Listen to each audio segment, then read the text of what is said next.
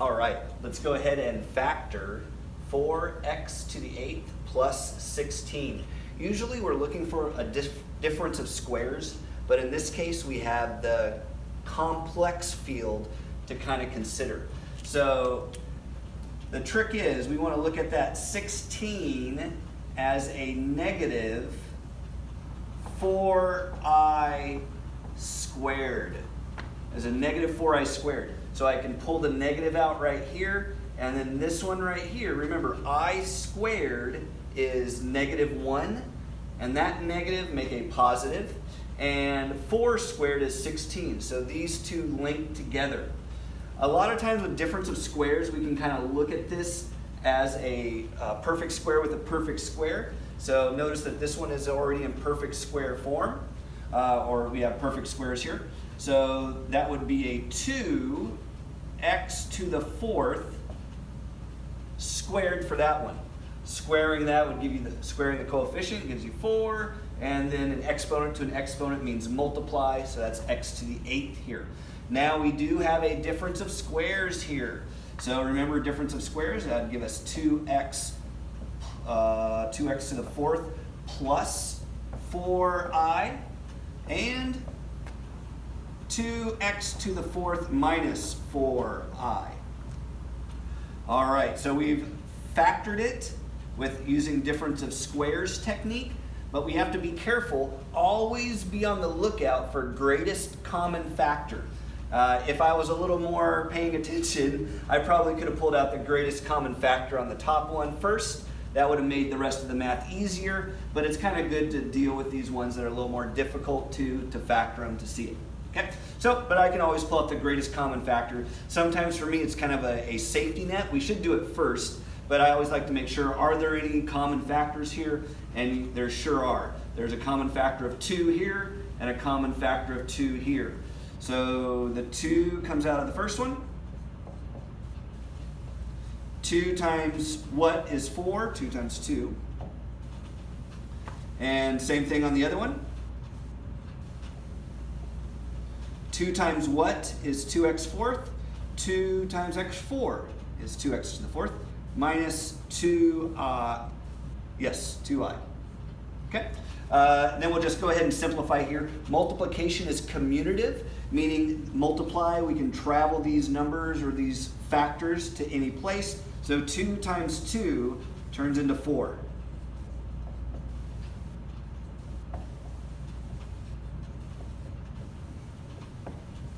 All right, and that looks good.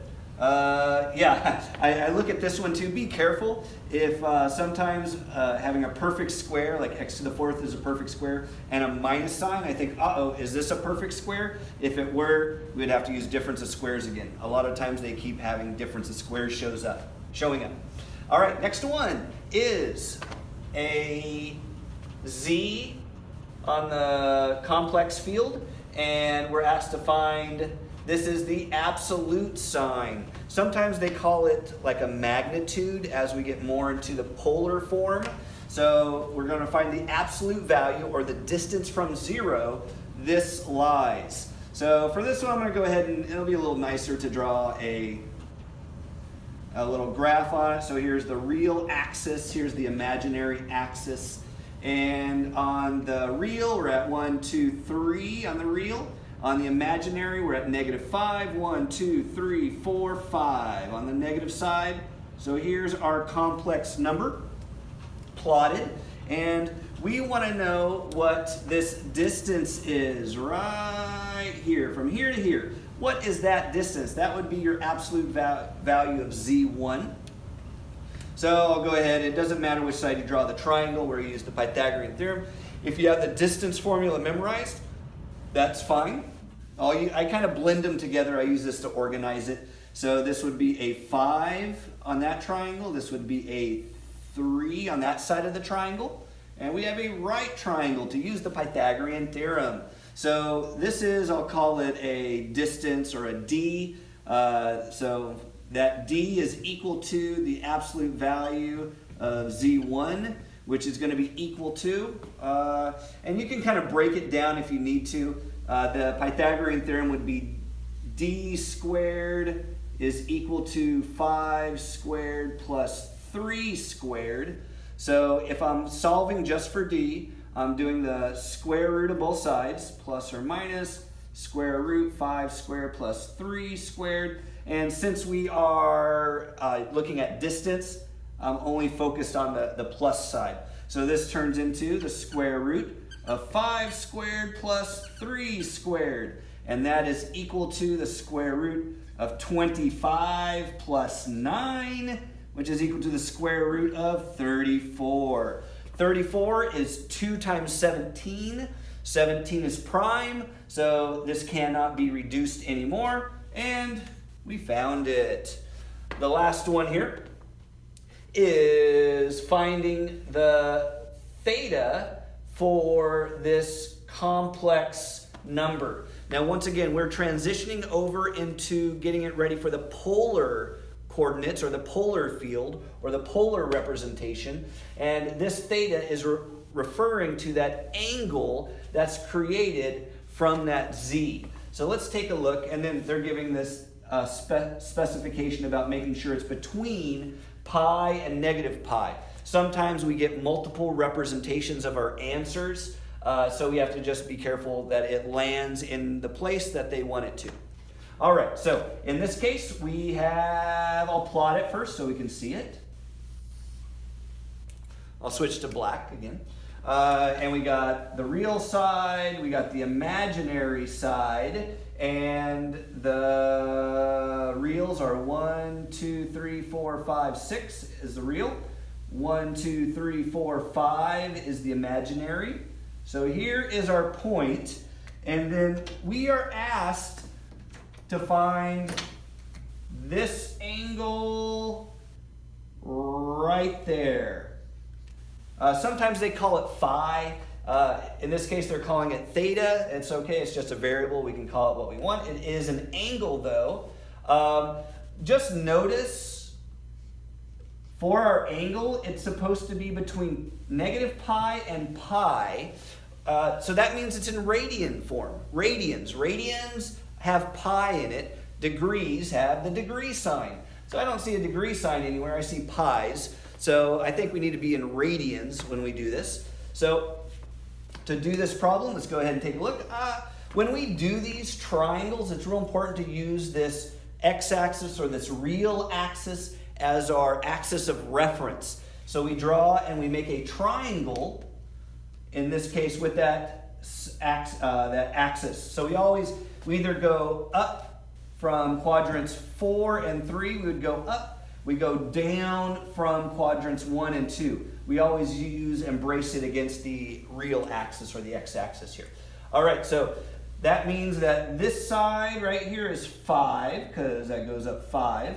This side right here, of course, is 6. And we need some trigonometry here to find that angle. So from this angle, this side is the opposite side. This angle of reference means this 6 is an adjacent side. And we have the hypotenuse. Hypotenuse. All right, so SOHCAHTOA is real good. So if we need some refresher on that, SOHCAHTOA. And our sides we have is the opposite and the adjacent side. So that's the TOA, or tangent. So tangent of theta is going to equal, let's switch to black again. Tangent is opposite over adjacent. Always a good idea to write your formula or what it is, so it's a lot more consistent when you plug things in, and it's good practice to always write the formula. So we have the opposite side is 5 over 6. So now I have tangent of theta is equal to 5 over 6. And we want to get theta by itself. So we do an inverse operation to get theta by itself. We're trying to get rid of tangent.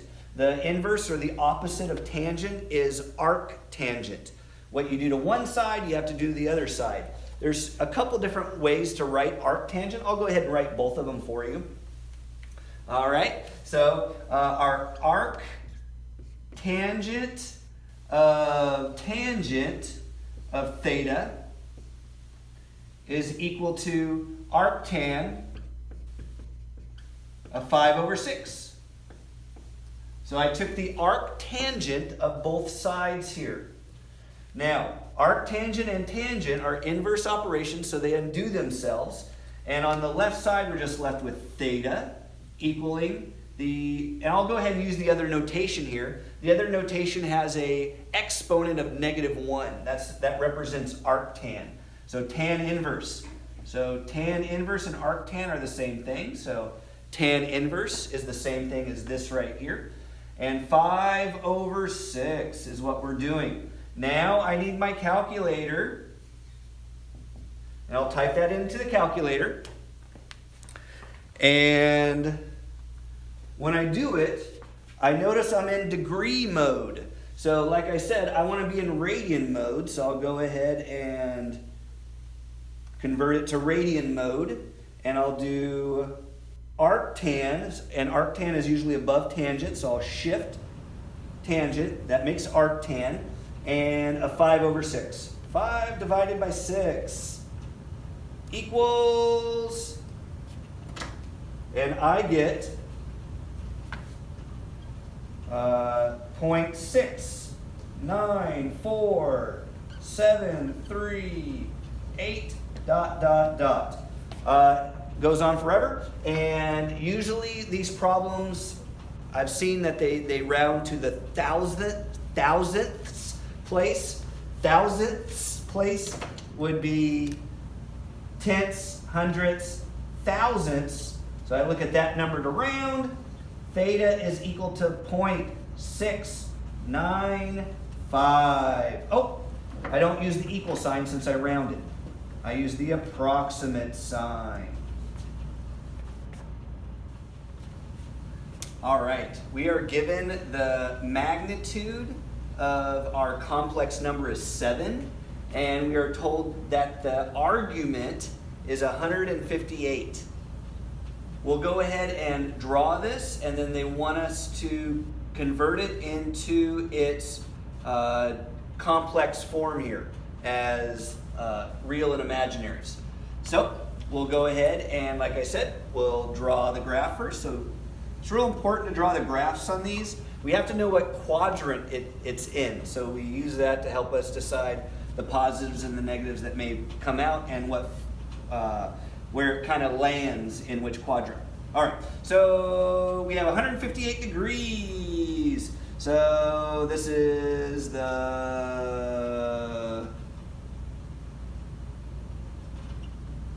starting from 0, we go around. And this would be the 0 degrees, this is 90 degrees, this is 180 degrees, and 270 degrees.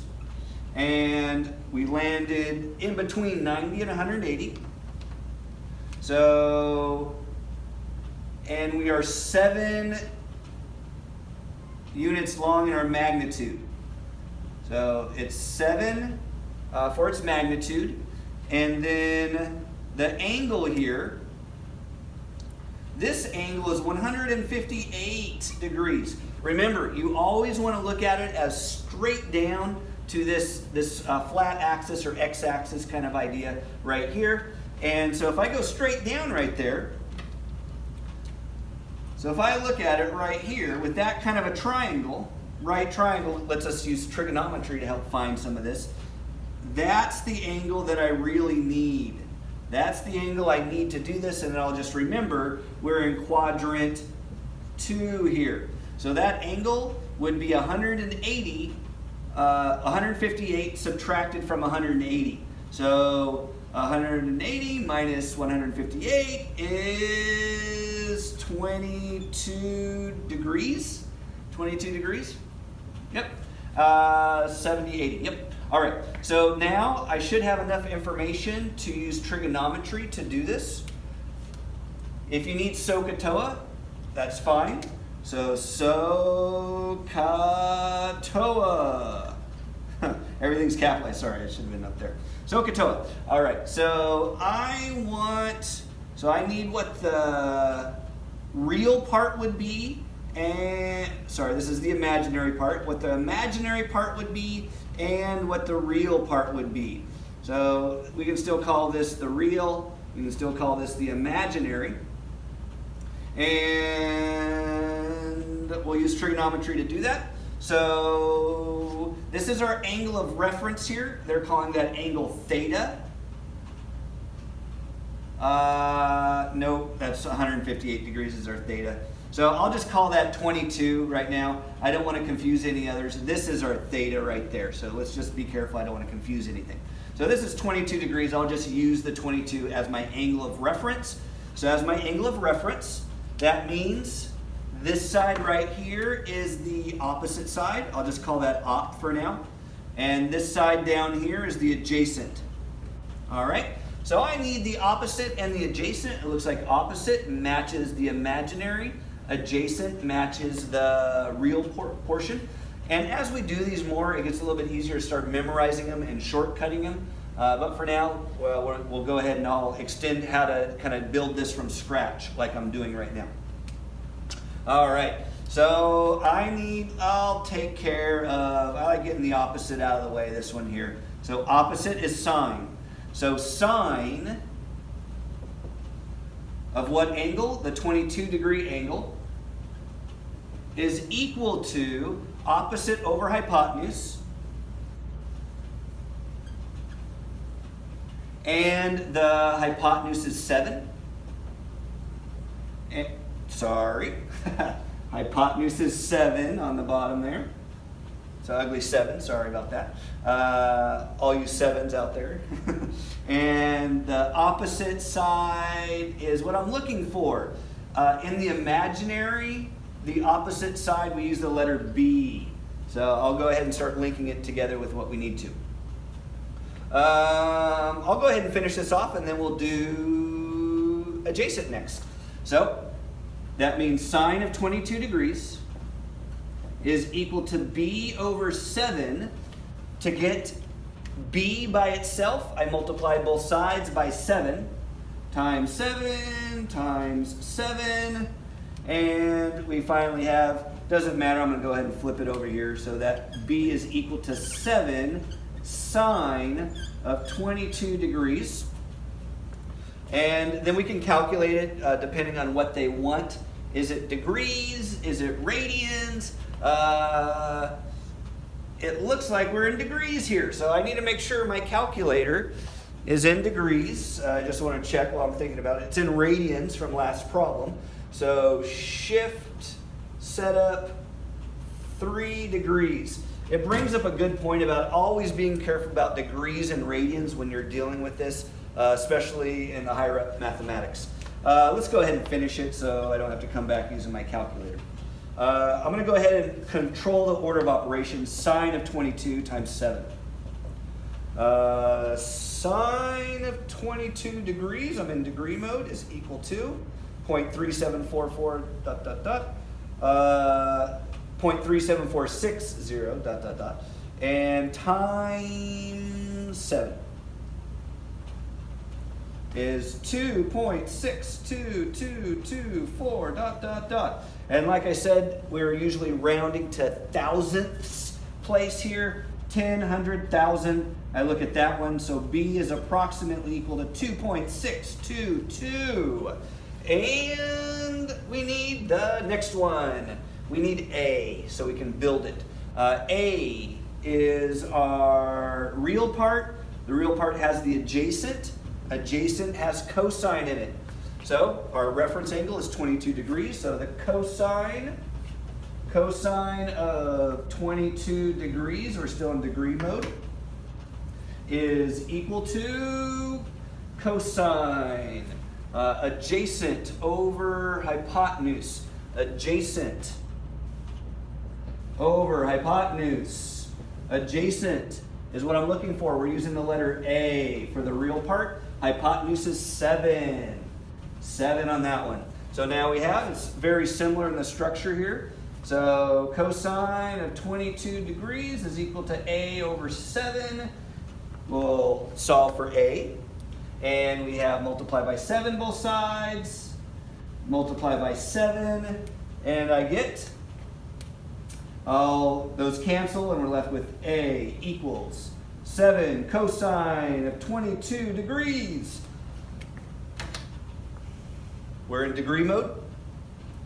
Cosine 22 is equal to 0.92718 times 7. And I get A is equal to 6.49028. Yep. And then it goes on forever. And then we want tens, hundreds, thousandths. Look at that one. A is equal to 6.4902. No 2. That drops. All right. Oh, and Sanders, be careful. That needs to be a approximate on that one. All right. So now we got what A and B are. And then so finally we put it in the form that they want. Z1 is equal to A is 6.490. I don't need the 0. That's a positive, plus 2.622I.